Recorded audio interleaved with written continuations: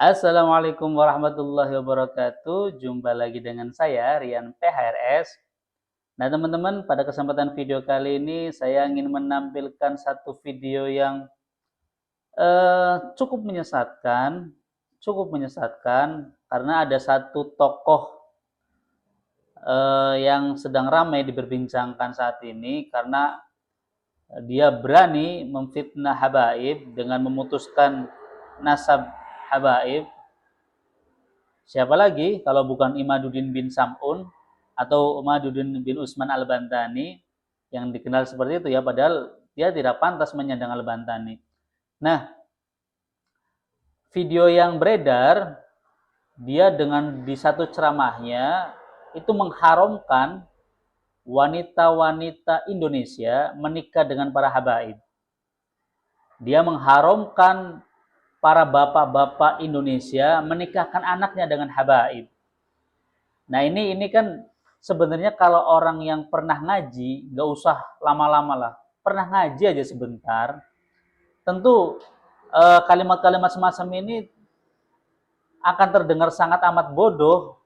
Kenapa? Karena jelas yang diharamkan oleh agama, oleh syariat, itu adalah ketika para gadis-gadis muslim kita, muslimah kita, itu dinikahi oleh orang-orang kafir. Ya. Jadi haram bagi bapak-bapak muslim kita menikahkan putri-putrinya kepada orang-orang kafir. Nah, selama kepada sesama umat Islam, dari manapun tempatnya, dari apapun suku dan bangsanya, selama lelaki itu beragama Islam, tentu tidak ada keharaman di dalam pernikahan itu. Jadi ini sudah jelas fatwa yang tidak didasari dengan ilmu. Jadi kalau teman-teman yang pernah ngaji ya, pernah ngaji sebentar saja, ini fatwa-fatwa semacam ini menunjukkan tingkat kebodohan seseorang, sehingga akan sangat aneh bila kita mempercayai ucapan-ucapan orang yang bodoh, ucapan-ucapan orang yang jahil dijadikan pegangan. Lalu bagaimana mungkin kita mempercayai orang itu, dalam hal ini Imaduddin, dengan dia memutuskan nasab Ba'alawi, dia memfatwakan bahwa Ba'alawi itu, para habaib itu, nasabnya terputus, tidak menyambung kepada Rasulullah SAW, kalau dengan fatwa pernikahan tadi saja dia sudah salah, sangat amat salah. Bagaimana mungkin kita percaya dengan fatwa-fatwa yang lain yang lebih besar? Gitu loh.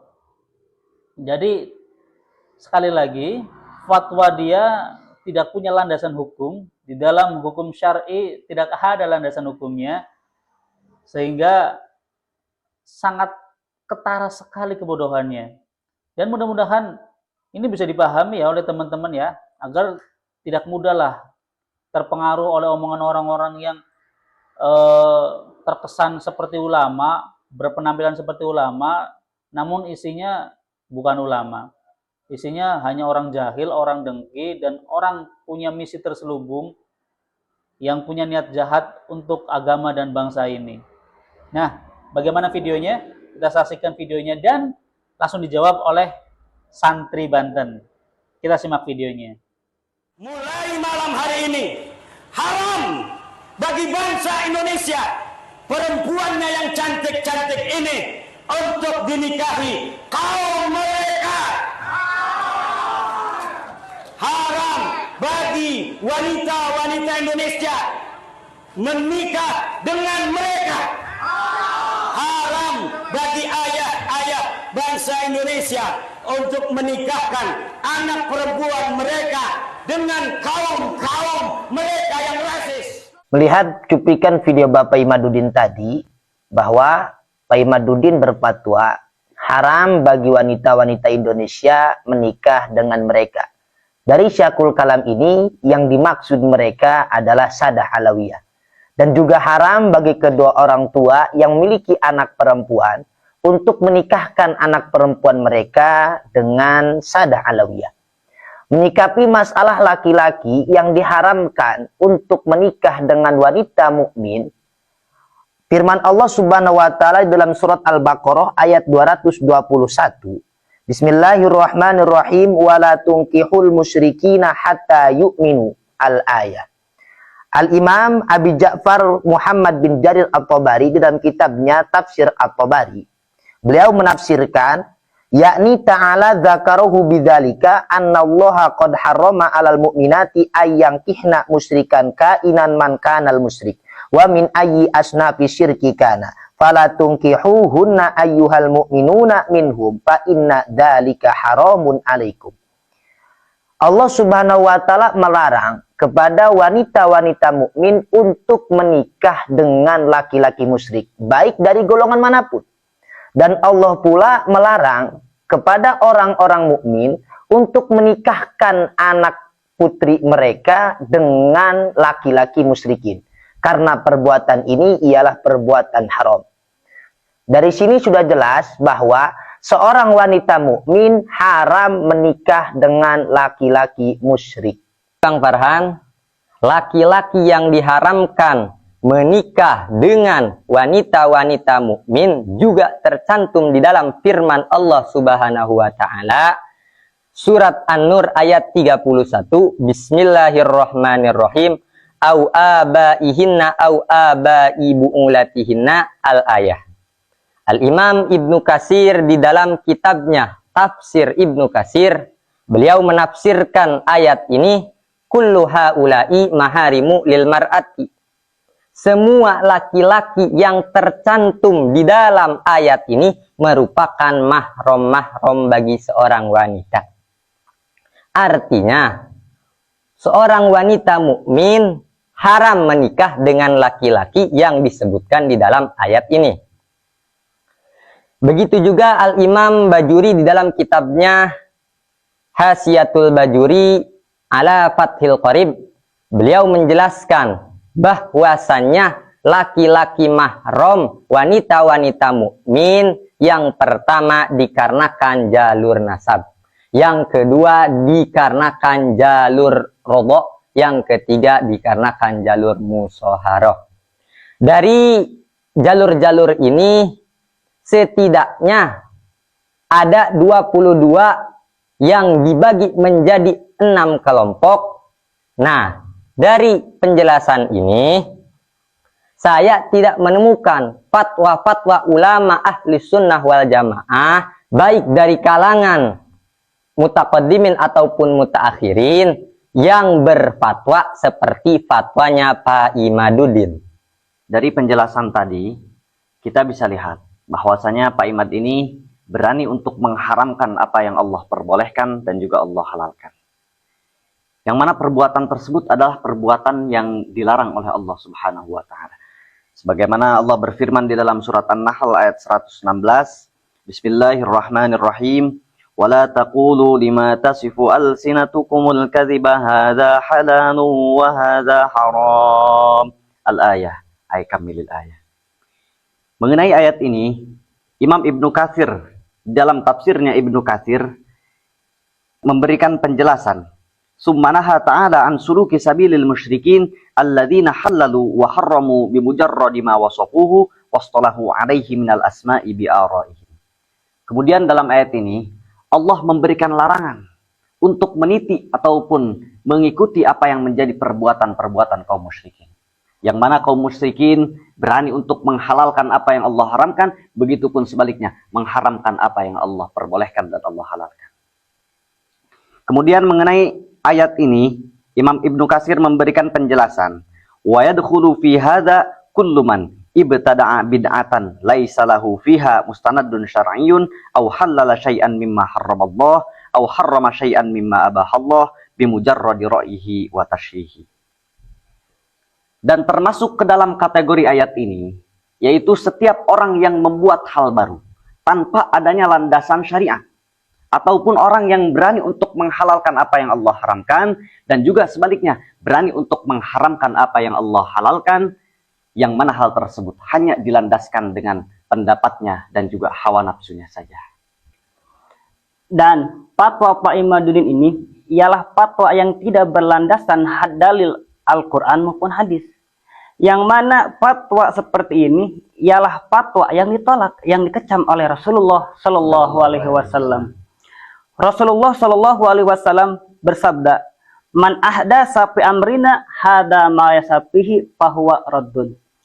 Nah, Al-Imam Qustolani di dalam kitab Irsadus Sari li Sharh Sahih Bukhari, beliau menafsirkan hadis ini, "Man ahdasa fi amrina aidinina hada ma yasafihi ay mimma la yujadu fi kitabin wala sunnatin fahuwa raddun ay fahuwa mardudun ay batilun ghairu mu'tadin bih."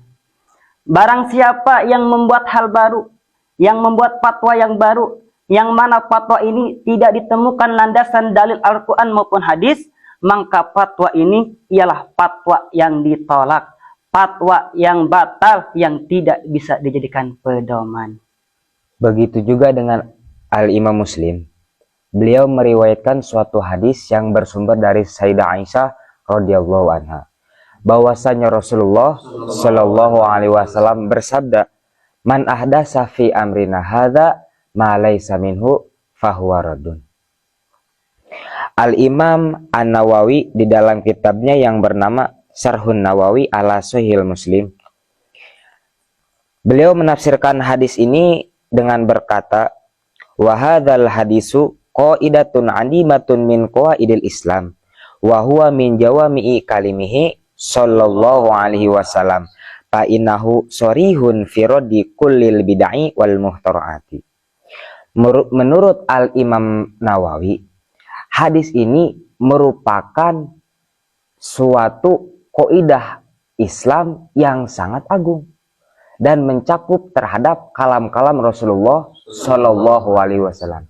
Dan hadis ini pula menjelaskan tentang tertolaknya bid'ah dolalah dan perkara-perkara yang diada-adakan tanpa landasan dasar dalil-dalil syariat agama Islam dengan jelas.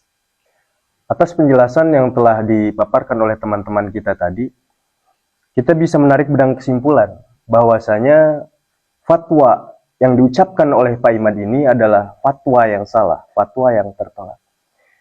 Maka timbullah pertanyaan, bagaimana apabila ada seseorang yang telah terlanjur mengamalkan fatwa Pak Imad ini? Al-Imam Abu Daud meriwayatkan sebuah hadis yang bersumber dari Al-Imam Abu Hurairah radhiyallahu anhu. Rasulullah Shallallahu Alaihi Wasallam bersabda, "Man uftiya bi ghairi ilmin kana itsmuhu ala man aftah."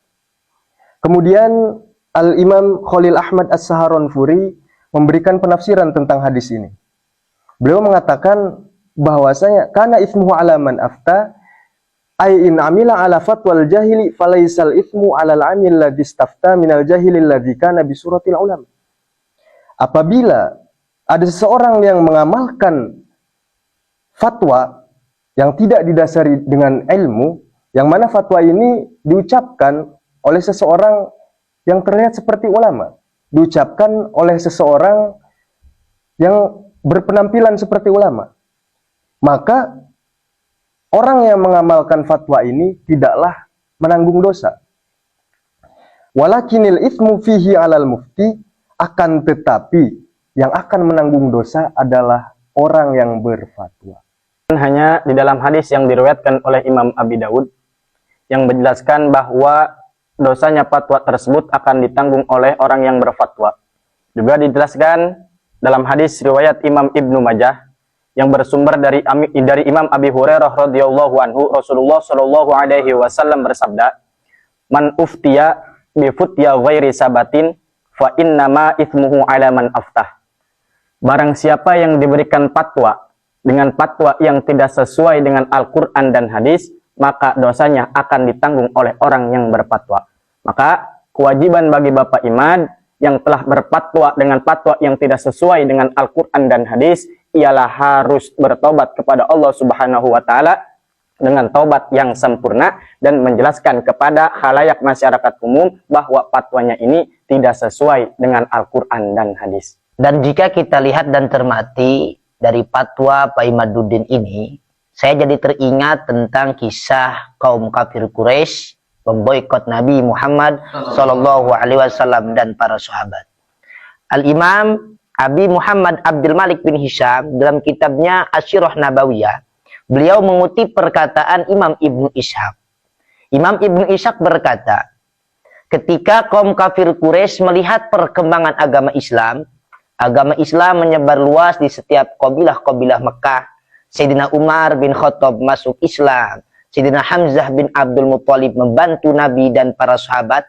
Maka ketika itulah kaum kafir Quraisy ijtama'u wa tamaru bainahum ayyaktubu kitaban yata'aqaduna fihi ala bani Hashimin wa banil Muttalibi. Kaum kafir Quraisy berkumpul dan memerintahkan untuk mencatat satu perjanjian terkait Bani Hashim dan Bani Muttalib. Apa isi perjanjian tersebut? Ala alla yunkihu ilaihim wala yunkihuhum wala yabi'uhum syai'a wala yabta'u minhum. Yaitu yang pertama, kaum kafir Quraisy tidak boleh menikah dengan Bani Hashim dan Bani Muttalib. Yang kedua, kaum kafir Quraisy tidak boleh menikahkan putri-putrinya dengan Bani Hashim dan Bani Muttalib. Yang ketiga, kaum kafir Quraisy tidak boleh menjual perdagangannya kepada Bani Hashim dan Bani Muttalib. Yang keempat, kaum kafir Quraisy tidak boleh membeli perdagangan Bani Hashim dan Bani Muttalib. Kenapa kaum kafir Quraisy membuat perjanjian seperti itu? Karena kaum kafir Quraisy iri dengki dengan Nabi Muhammad SAW dan para sahabat. Lantas alasan apakah yang dipakai oleh Pak Imaduddin sehingga Pak Imaduddin berfatwa seperti itu? Apakah alasannya sama dengan alasan kafir Quraisy?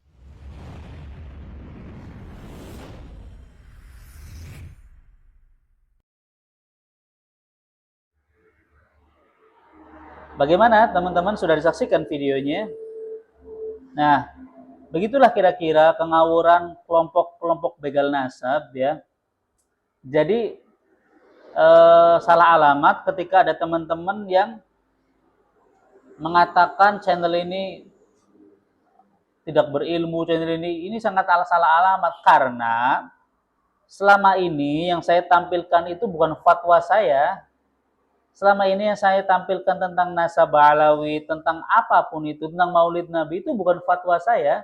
Saya menampilkan fatwa ulama, fatwa ustadz, fatwa syekh yang memang mereka berkompetensi di bidang itu.